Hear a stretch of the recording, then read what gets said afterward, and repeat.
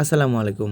আজকে আপনাদেরকে প্লেন মেশিনের টেনশন ঠিক করার জন্য এমন কিছু টিপস অ্যান্ড থিওরি শেয়ার করব, যেটার সাহায্যে বিশ্বের যে কোনো ব্র্যান্ডের যে কোনো মডেলের মেশিনের টেনশন ঠিক করে নিতে পারবেন খুব সহজেই। আর সেজন্য পুরো ভিডিওটি ধৈর্য সহকারে দেখতে হবে। হ্যালো এভরিওয়ান, আমি আছি বাবু চৌধুরী আপনাদের সাথে। আচ্ছা দেখুন, আমি যে ফেব্রিকটা সেলাই করেছি এই ফেব্রিকটার নিচে সেলাই কতটা গুটি হয়ে গিয়েছে। এখন এরকম ভাবে গুটি উপরে হোক কিংবা নিচে হোক, থিওরি কিন্তু একটাই। আচ্ছা, প্রথমেই আপনার মেশিনের নিচ থেকে ববিন কেসটা খুলে নেবেন এবং আপনি সবসময় মনে রাখবেন, আপনি যে কোনো ফ্যাব্রিক কিংবা যে কোনো প্রসেসই করেন না কেন, ববিন কেসের টেনশন কিন্তু সবসময় একটা স্ট্যান্ডার্ড পর্যায়ে থাকবে। সেজন্য ববিন কেসের টেনশনটা কেমন থাকবে চলুন জেনে নিই। দেখুন, ববিন কেসের সুতাটা ধরে যখন ববিন কেসটা ছেড়ে দিলাম, ববিন কেসটা কিন্তু অতিমাত্রায় টাইট দেখা যাচ্ছে, যার কারণে নিচে সেলাইগুলো গুটি গুটি হয়ে যাচ্ছে।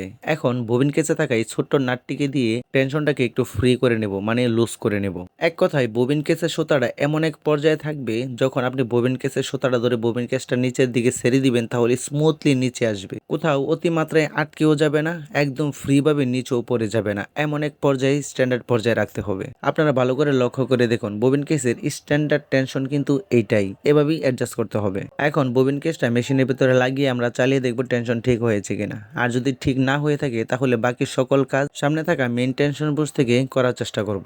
এখন আমার নিচের সেলাইটা যতক্ষণ না পর্যন্ত ক্লিন হবে ততক্ষণ পর্যন্ত এই মেইন টেনশন বুশটা ঘুরিয়ে ঘুরিয়ে আমি টেনশনটা ঠিক করার চেষ্টা করব। এবং এই সিস্টেমটাই হলো সকল মেশিনের টেনশন ঠিক করার একদম সহজ এবং রিয়েল সিস্টেম। এখন আপনারা একটু মনোযোগ সহকারে দেখুন, আমার টেনশনটা কিন্তু একদম ক্লিন এবং সুন্দর হয়ে গিয়েছে। এখন এই টেনশন ঠিক করার জন্য আপনি চাইলে আর অন্যান্য পদ্ধতিও গ্রহণ করতে পারেন, তবে অন্যান্য পদ্ধতি গ্রহণ করলে আপনার অন্য একটা সমস্যা হতে পারে। যেমন অনেক সময় দেখবেন টেনশন ঠিক করার পরে মেশিনের সুতা কাটে, কাপড় জমে যায় এবং আরো অন্যান্য সকল ধরনের সমস্যা দেখা দেয়। আপনি চাইলে আমার ভিডিওটা ফলো করে একবার টেনশনটা ঠিক করে দেখতে পারেন। আশা করি আপনার সেলাই কুকড়েও যাবে না, ছিঁড়েও যাবে না, টেনশনও ছিঁড়বে না, সুতাও কাটবে না। তবে আজকের ভিডিও এই পর্যন্তই। দেখা হচ্ছে অন্য কোনো দিন অন্য কোনো ভিডিওতে। আপনাদের যদি কোনো রিকোয়েস্ট থাকে তাহলে অবশ্যই কমেন্ট বক্সে জানাতে পারেন। আজকের মতন বিদায় নিচ্ছি। আল্লাহ হাফেজ।